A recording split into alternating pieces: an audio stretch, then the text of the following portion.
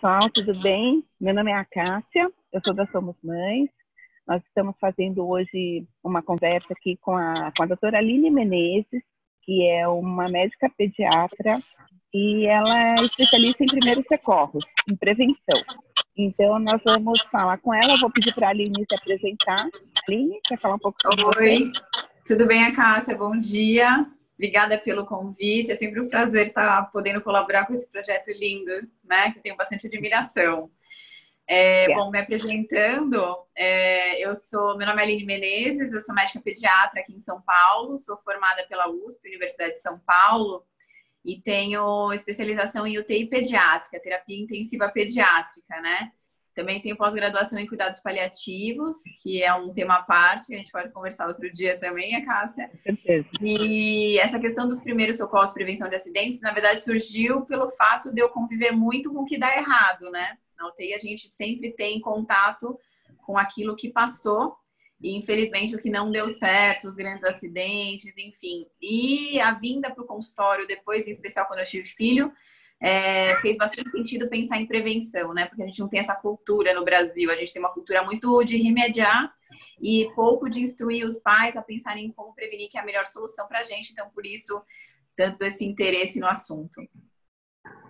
E eu fico pensando, né, Aline, que prevenir é muito mais barato em todos os sentidos do que remediar, né? Se a gente falar sobre o aspecto psicológico, emocional, né? Oi, bom dia. Prevenir é muito mais, é muito menos desgastante, né?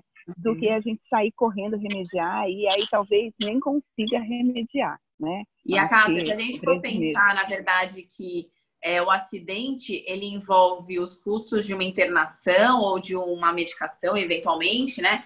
Mas se você for contabilizar, isso é uma coisa que o Brasil não tem muito, mas nos Estados Unidos a gente consegue levantar esses dados, né? Os custos, por exemplo, de você ter que tirar o pai ou uma mãe para acompanhar essa criança durante uma internação, né?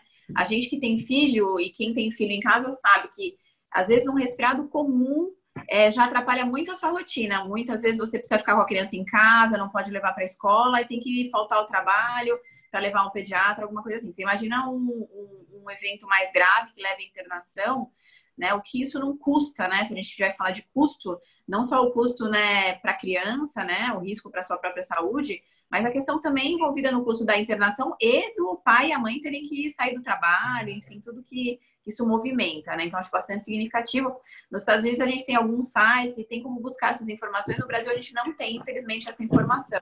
Mas é um custo bastante significativo, sim. Eu fico pensando. E aí, na sua experiência, quais são os principais, os casos mais comuns de acidentes com bebês? Esses dados, eles estão disponíveis para a gente pesquisar não só no Brasil, mas em outros países, e eles são relativamente comuns a esses locais, né? A gente sabe que eles se dividem muito em relação às faixas etárias, né? Então, a criança, ela é muito dinâmica e conforme ela vai ganhando habilidades, por exemplo, de conseguir andar, de se deslocar, né? Diferente de um bebê, por exemplo, menor, o padrão, né? O tipo dos acidentes muda e também muda muito o acidente que mata e o acidente que eu brinco que aleja, né? Que é aquele acidente que interna e aí o acidente que pode muitas vezes nem internar, levar a óbito, né? Então a gente sabe que antes de 1 ano, a criança que não está andando ainda, né? Que está mais restrita aí ao ambiente de casa, ao berço, é claro que o sufocamento é o que mais mata, tá? Então, os acidentes relacionados ao berço, acho que por isso faz muito sentido a gente falar disso já num curso de gestantes, né? Porque a gente preparar um ambiente seguro, a gente orientar bem um pai e uma mãe ao que fazer e ao que não fazer. Então, hoje em dia, eu brinco que a pediatria se tornou um grande mercado onde a gente recebe um monte de produto prometendo uma série de benefícios e na prática a gente vê que isso não é tão real, né? Então, são cuidados simples que a gente precisa ter no local onde a gente vai colocar esse bebê para dormir, que já evita a maior parte dos acidentes, em especial menor que 1 ano. Acima de 1 ano, a gente já vê muito que Acontecer os acidentes relacionados aos carros, né? Então, acidentes automobilísticos, né? Então, também é bem importante a gente falar sobre isso. Até no quarto de curso de gestante, eu volto a falar que os pais perdem muito tempo querendo saber qual que é o bebê conforto mais bonito, mais legal, mas eles perdem quase nada de tempo em relação ao tempo, né? De entendimento de como funciona aquele dispositivo. Então, não leem material, né? De instrução, não leem esses requisitos para entender como é que funciona isso e o que vai garantir melhor a segurança da criança, não só no primeiro ano de vida, mas depois do primeiro ano de vida, porque os acidentes matam e internam bastante. E também os afogamentos, tá, Cássia? Os afogamentos, você não precisa ter uma piscina em casa para poder estar sujeito a isso, tá? Então, em pequenos volumes de água, a criança pode se afogar. Então, são interessantes a gente comentar sobre isso. E as queimaduras também, depois de um ano de vida, aparecem como acidentes bastante prevalentes. Quando a gente fala em afogamento, a gente pensa em criança maior, que é aquela criança que vai para a piscina. Mas você comentou aqui que pequenas quantidades de água já afogam o bebê. Aonde essas pequenas quantidades?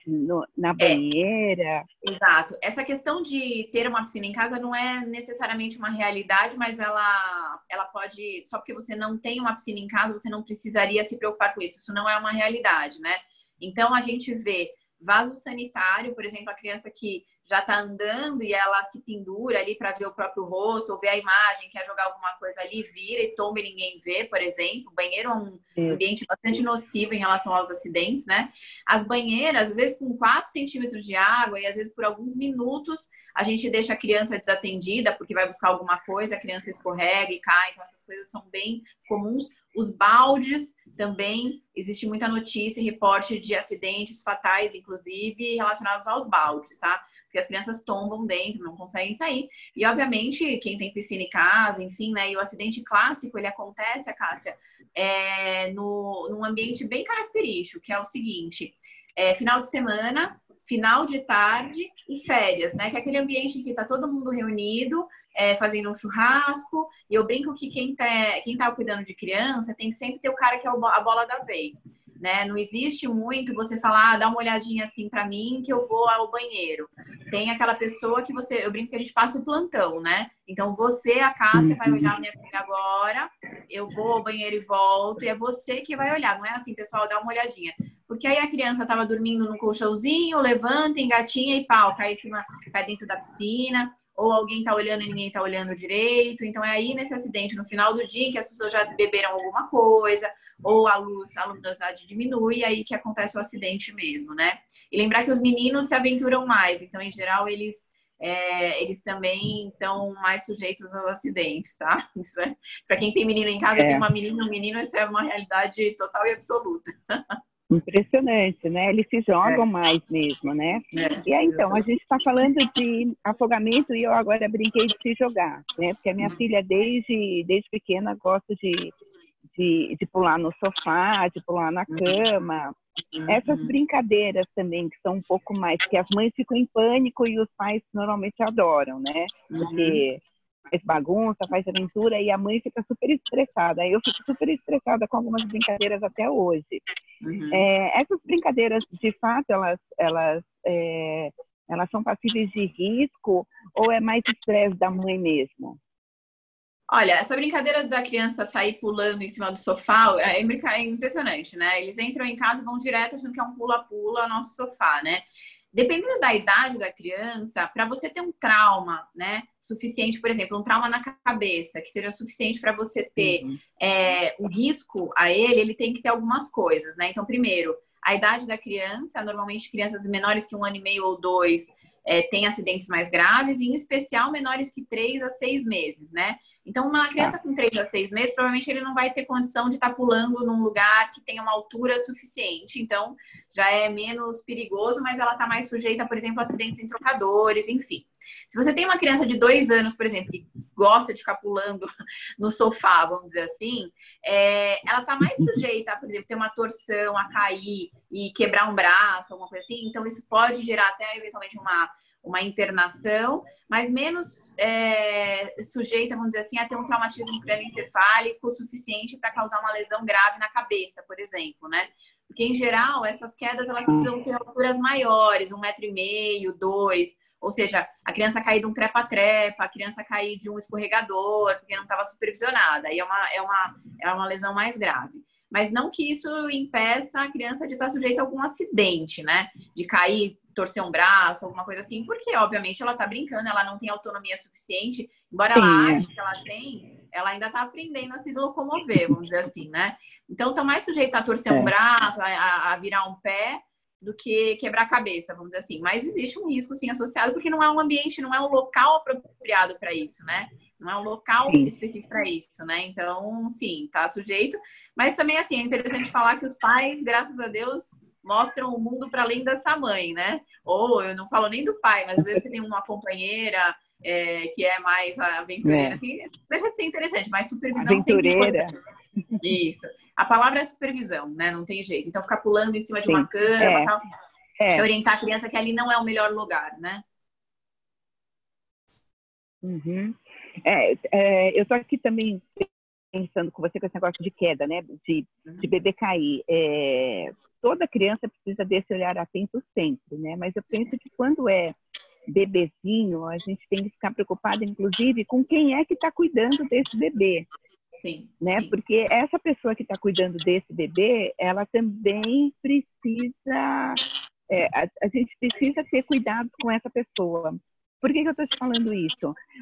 Uma amiga minha entrou numa depressão do pós-parto, uma depressão que a gente depois percebeu que era uma depressão séria, mas até então não se sabia. E essa amiga deixou a bebê no trocador sozinha para ir buscar alguma coisa no banheiro. E ele assim, não deu outra. Essa bebê rolou e caiu.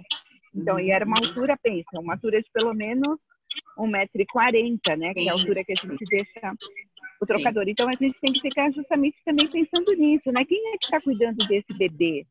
Né? Eu acho que uma coisa que você colocou aí relacionada a essa mãe é que essa questão da depressão pós-parto, ela é diferente do blues puerperal, né? Totalmente diferente daquela melancolia que a gente sente logo no pós-parto. Então, essa incapacidade de cuidar bem do bebê, ela tá embutida no critério diagnóstico de uma depressão pós-parto, tá?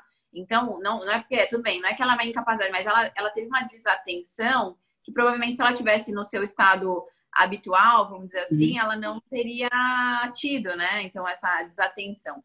Mas você citou uma coisa super importante que eu até falo nos treinamentos que a gente faz, e que é um dado da Sociedade Brasileira de Pediatria, que é o quê? Que a relação entre os acidentes, ela é direta com o grau de instrução dos cuidadores, tá?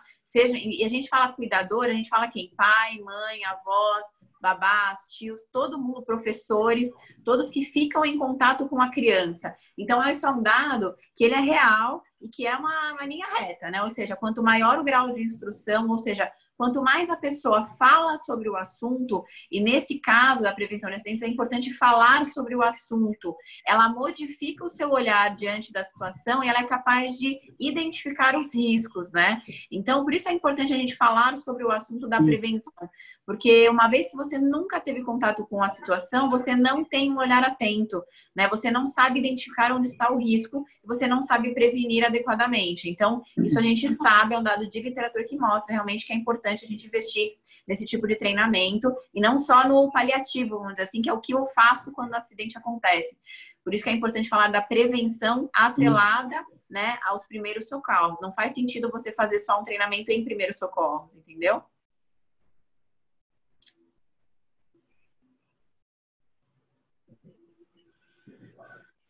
Travou aqui. Cássia? Entendi. Aqui acho que deu uma travadinha, não sei se foi só para mim ou se para você. Seu travou vídeo aqui também, mas aqui... Oi, travou aqui. Você está me ouvindo? Tô ouvindo. Agora travou de... Peraí. Deixa eu ver se melhora. Tô te ouvindo. Travou. Eu tô te ouvindo, mas eu não... Eu não tô te vendo. Tá. Quer que eu entre de novo? Caiu aqui para mim você.